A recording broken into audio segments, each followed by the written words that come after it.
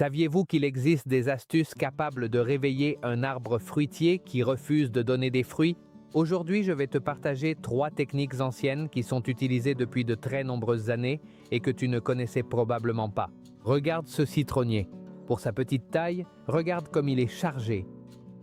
Regarde cette merveille et regarde ce pamplemoussier. Observe comment il se développe. Eh bien, nous avons appliqué à ces petits arbres des techniques comme celles que je vais t'enseigner aujourd'hui. Et le mieux, c'est que tu pourras le faire avec des choses que nous avons à la maison. C'est très rapide à réaliser et tout le monde peut le faire. Reste attentif car nous allons commencer avec la première méthode. La première méthode est probablement l'une des plus curieuses et efficaces de toutes. Et tout ce que nous allons faire, c'est une petite fenêtre dans la branche. Nous allons avoir besoin d'un couteau bien aiguisé et nous allons faire une petite entaille sur la branche. Cela va justement provoquer une petite blessure contrôlée. Il n'est pas non plus nécessaire d'aller trop en profondeur ni d'abîmer la branche. Si la branche est plus épaisse, on fait une fenêtre ou une entaille plus grande pour que l'effet soit proportionnel. Sur des arbres plus petits comme celui-ci, une petite blessure comme celle que je vais te montrer maintenant est largement suffisante. Maintenant, il suffit simplement de prendre le couteau et de faire cette petite fenêtre d'environ 2 cm, de cette façon. Bien.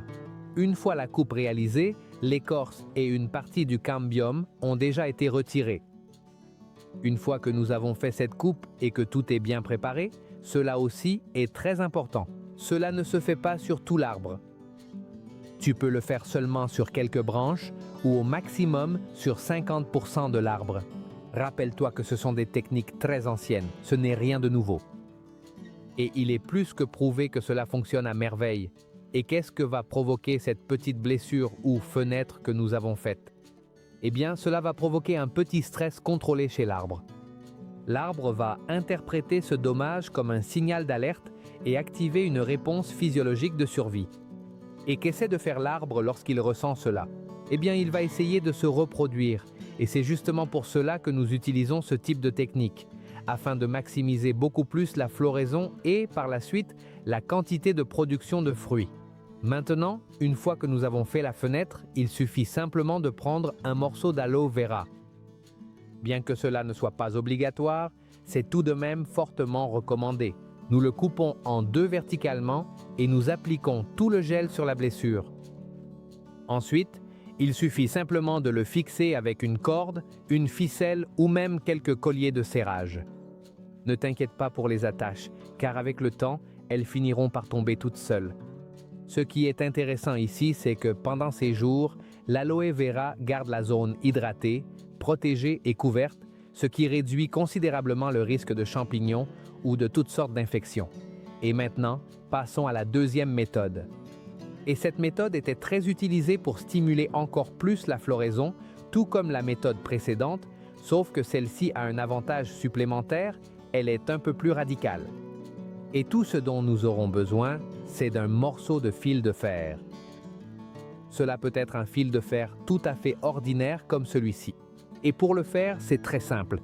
Tout ce que nous allons faire, c'est enrouler plusieurs fois le fil autour de la branche en laissant environ 1 cm d'espace entre chaque tour de cette façon. Si la branche est plus épaisse, il suffit d'utiliser une plus grande quantité de fil de fer et d'adapter le procédé à la taille de la branche. Pour les petites branches, quelque chose comme ceci est largement suffisant.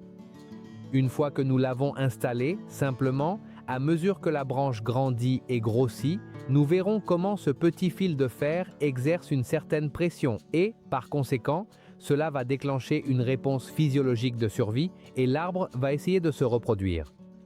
Et c'est justement pour cela que cette méthode si simple peut énormément améliorer la floraison et, par la suite, la quantité de fruits.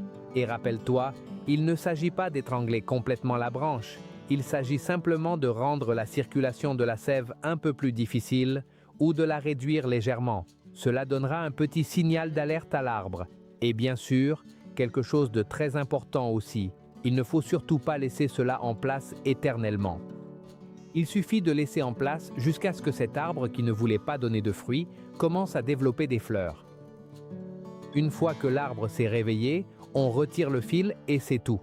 Et maintenant, Passons à la troisième méthode, qui est probablement l'une des plus curieuses et anciennes de toutes, car dans ce cas, nous n'allons ni faire de coupe, ni utiliser de fil de fer. Tout ce que nous allons faire, c'est forcer légèrement l'ouverture de certaines branches, et pour cela, c'est très simple. Pour commencer cette étape délicate, il suffit de prendre délicatement une partie de la branche choisie et de l'arquer très progressivement vers le bas, centimètre par centimètre, jusqu'à ce que vous puissiez ressentir une légère tension naturelle dans le bois, exactement de cette manière.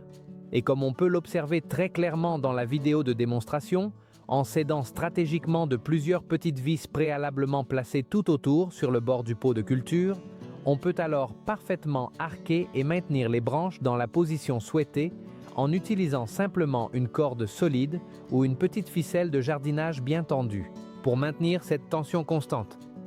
Et si nous travaillons directement en pleine terre, nous faisons exactement la même chose, mais en nous aidant d'un tuteur, d'une barre de fer ou d'une tige plantée dans le sol pour ensuite attacher la corde et maintenir la branche arquée vers le bas. L'important ici est de maintenir cette légère tension constante pour que la méthode fonctionne correctement. Et que se passe-t-il lorsque nous faisons cela? Eh bien, exactement la même chose que dans les méthodes précédentes. Dans ce cas, en tendant la branche, cela va envoyer un signal d'alerte à l'arbre et par conséquent, il va réagir en fleurissant, en produisant une plus grande quantité de fleurs et donc nous aurons une plus grande quantité de fruits, ce qui est précisément le sujet de cette vidéo. Et je voulais aussi te donner un petit bonus parce que sincèrement, cela en vaut vraiment la peine. Et en fait, les gens qui ont toujours vécu à la campagne ont toujours obtenu de meilleurs résultats lorsque ces techniques sont appliquées pendant la pleine lune. On pense que durant cette phase, la sève est beaucoup plus active dans la partie aérienne de l'arbre et en général, la réaction de l'arbre est beaucoup plus forte et par conséquent, le succès est bien plus grand. Et rappelle-toi que, comme pour les méthodes précédentes, il ne s'agit pas de laisser les branches forcer éternellement. Ici, il s'agit d'inciter l'arbre ou de provoquer un petit dommage localisé pour faire comprendre à cet arbre qui ne voulait pas donner de fruits qu'il doit commencer à travailler. Une fois que l'arbre commence à fleurir et à produire, on retire soigneusement toutes les cordes ou méthodes que nous utilisions. Et c'est tout. Tu as donc maintenant 3 techniques extrêmement simples et efficaces, utilisant des choses que tu as sûrement déjà chez toi et qui sont utilisées depuis de très nombreuses années par nos grands-parents. C'en est fini d'avoir des arbres qui ne veulent pas donner de fruits dans notre jardin ou notre potager. Avec ces 3 méthodes, tu vas justement pouvoir obtenir cela, réveiller cet arbre fruitier et faire en sorte qu'il commence à produire beaucoup plus. Et si tu veux continuer à apprendre d'autres techniques, astuces et méthodes comme celle-ci, il te suffit de t'abonner à la chaîne car nous partageons constamment des vidéos très similaires à celle-ci. J'aimerais aussi beaucoup que tu me dises en commentaire d'où tu nous regardes et surtout avec quel arbre tu rencontres des problèmes, car je lis absolument tous vos messages et très souvent, les prochaines vidéos naissent justement de vos commentaires. Et bien sûr, si tu peux, mets un like à cette vidéo et partage-la avec quelqu'un qui aime les plantes, le potager ou les arbres fruitiers autant que toi. Et reste bien attentif car beaucoup d'autres vidéos arrivent bientôt.